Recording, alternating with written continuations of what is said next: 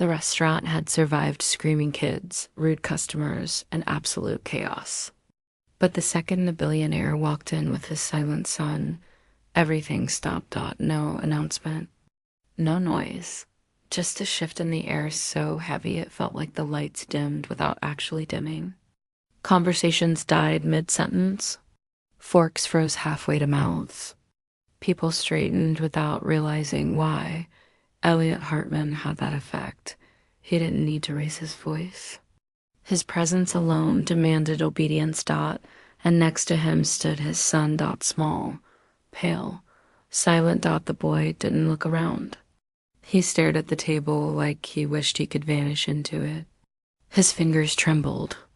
Every vibration of his father's voice made him flinch, even though he couldn't hear a single word. That's when Maya noticed him, not the billionaire. The child. Something about the boy hit her hard. The way he folded inward. The way his hands hovered over the menu he couldn't read. The way fear sat in his eyes so clearly it didn't need sound. And before she understood why, her heart started racing, because what she saw in that child's silence was pure terror. Before this goes any further, tell me where you're watching this from. Maya had worked long shifts before, but from the moment Elliot sat down, the day felt wrong. He wasn't just rich. He carried his wealth like a weapon. The expensive suit, the sharp movements, the gaze that cut through people as if they were nothing. Customers avoided eye contact. Even the manager silently hoped he'd leave fast, but Maya couldn't stop watching. Something about Elliot's clenched jaw. Something about the way Liam clung to his sleeve.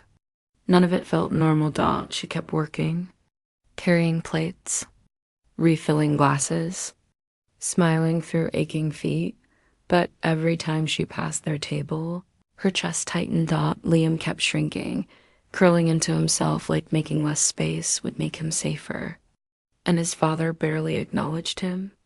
No yelling, no plates thrown, just tension thick enough to choke on. Maya felt it building. Like standing near a fire you can't see yet, but you feel the heat. And when Elliot finally barked his first command at her, she knew the moment had arrived. It didn't start with screaming. It started with entitlement.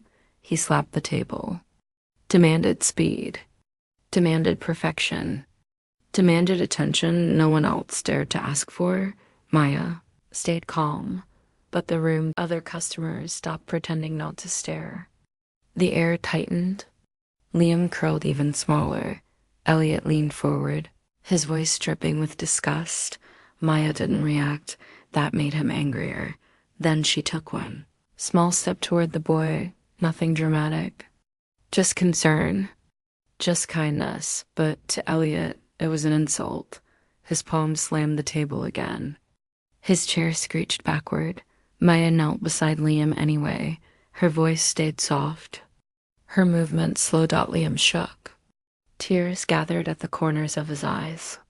His hands clenched into fists. And something fierce rose in Maya's chest, protective and movable.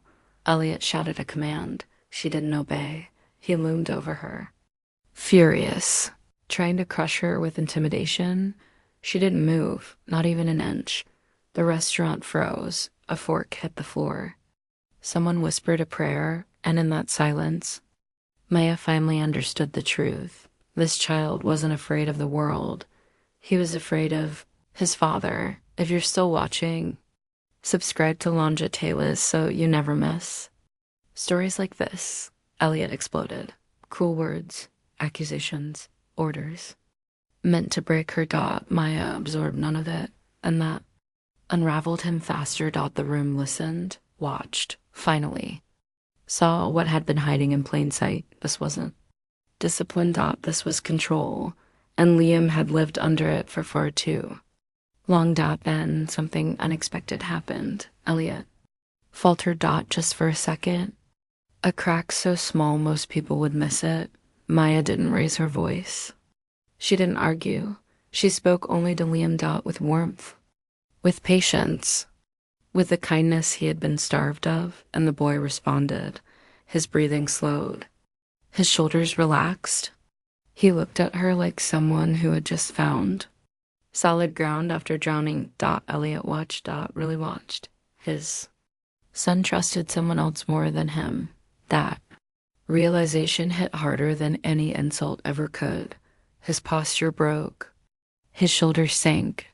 His eyes softened in a way they probably hadn't in years. When they left, Elliot didn't storm out. He didn't drag Liam behind him.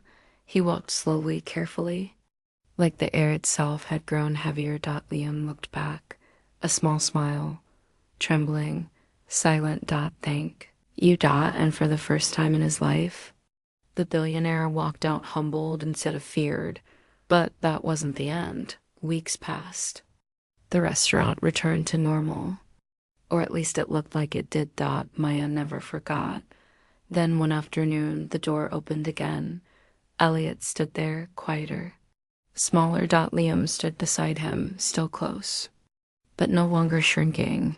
That night, when the chairs were stacked and the lights dimmed, Maya stood alone in the quiet restaurant. The world outside moved like nothing had changed, but she knew better, because sometimes the smallest moments rewrite entire lives. And sometimes all it takes is the right person noticing what everyone else chooses to ignore.